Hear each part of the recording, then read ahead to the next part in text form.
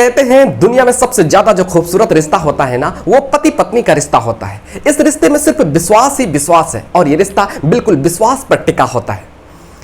और इस रिश्ते में, इस विश्वास में थोड़ा सा भी अगर खटास आ जाए तो फिर वो कई लोगों की जिंदगियों को उजाड़ के रख देता है। आज की कहानी में भी कुछ ऐसा ही होता है। मैं बात कर रहा हूं 1 जनवरी 2024 की। छत्तीसगढ़ का एक जगह लगता है जबलपुर, और जबलपुर में एक परिवार बड़ी खुशहाली से जिंदगी गुजर बसर करते हैं। बड़ी खुशहाली से जिंदगी गुजर बसर करते हैं, बहुत खुशहाली से जिंदगी गुजर बसर करते हैं। शादी के कई साल हो जाते हैं, बहुत खुशहाली से जिंदगी गुजर बसर करते हैं। उसके बाद एक दिन न जाने पति हैवान बन जाते हैं। पति हैवान बन जाते हैं। पति अपनी पत्नी से कहते हैं कि तुम अवैध संबंध बनाती हो, तुम किसी के साथ रिलेशन में हो, तुम अवैध संबंध बनाती हो। पत्नी बहुत समझाती है, पत्नी बहुत समझाने की कोशिश करती है कि ऐसा बिल्कुल नहीं है, तुम खामखा का क्यों हम पर शक करते हो। लेकिन उसके बाद आए दिन इसी बात को लेकर के झगड़ा होता था। यह सिलसिला बहुत दिनों तक चल जाता है। उसके बाद एक दिन ऐसा आता है, 1 जनवरी 2024 का वो दिन आता है। उसके बाद उसी दिन 1 जनवरी 2024 के दिन को पति अपने पत्नी से झगड़ा करने लगते हैं कि तुम किसी के साथ रिलेशन बनाती हो। तो पत्नी मना करने लगती है। पत्नी कहती है कि नहीं, मैं बिल्कुल भी ऐसा कुछ नहीं है, बिल्कुल भी ऐसा नहीं करती, मैं बिल्कुल भी ऐसा नहीं करती, आप यकीन करें। उसके बाद फिर पति कहते हैं तुम बिल्कुल भी रिलेशन बनाती, मुझे सब कुछ पता चल गया है, सब कुछ मुझे पता चल गया, तुम रिलेशन बनाती हो।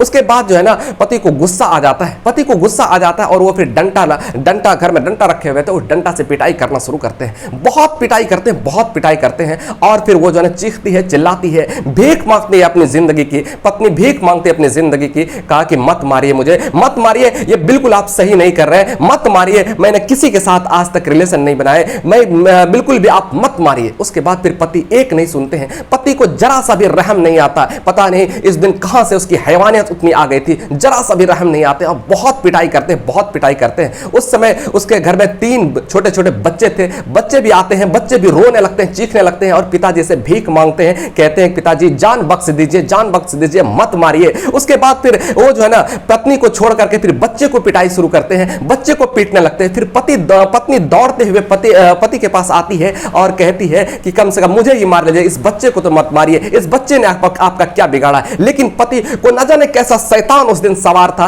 पहले बड़े वाली बेटी को मार मार करके मौत के घाट उतार देते हैं। उसके बाद दूसरे बच्चे को मार मार करके उसको भी मौत के घाट उतार देते हैं। फिर छोटी वाली जो बेटी थी वो भी कांपने लगती है, पांव उसका कांपने लगता है, थरथराने लगते हैं। उसके बाद उसको भी पिटाई करके मार मार करके गला दबा करके उसको भी मौत के घाट उतार देते हैं। अब 3-3 मौत पत्नी के सामने, अपने ही 3-3 कलेजे के टुकड़ों के मरता हुआ, तड़पता हुआ मौत के घाट देख करके वो पूरी तरह से डर जाती, सहम जाती है, भीख मांगने लगती है। उसको लग रहा था पता नहीं अब ये क्या करेगा। उसके बाद वो भीख मांगती है अपनी जिंदगी की कि बख्श दीजिए, रहम कर दीजिए, क्यों आप ऐसा कर रहे हैं। लेकिन पति उस दिन एक नहीं सुनते हैं और पत्नी को पिटाई करते हैं। पत्नी पैर पकड़ने लगती है और कहती है कि आप मेरे सरताज हैं, आप प्लीज, आप बख्श दीजिए, आप रहम कर दीजिए, भीख मांगते हैं आपसे। लेकिन पति एक नहीं सुनते हैं, मार मार करके अधमरा कर देते हैं, बेहोशी की हालत में कर देते हैं और अंत में गला दबा करके उनकी हत्या कर देते हैं। उसके बाद हत्या करके घर में ताला लगाते हैं और वो फरार हो जाते हैं। आस पड़ोस के लोगों को पता चलता है कि आज ये घर से निकली नहीं, आखिर ऐसा क्या हो गया है। आस पड़ोस के लोग जब वहां पहुंचते हैं तो देखते हैं ताला बंद है और घर से बाहर खून निकल रहा है, घर से खून निकल रहा है। उसके बाद फिर किसी को शक होता है तो कोई पुलिस को फोन कर देते हैं। पुलिस जब मौके पर पहुंचते हैं, उसके बाद फिर ताला को तोड़ा जाता है, घर के ताला को तोड़ा जाता है तो देखते हैं वहां की हालत, देखते हैं पूरी तरह से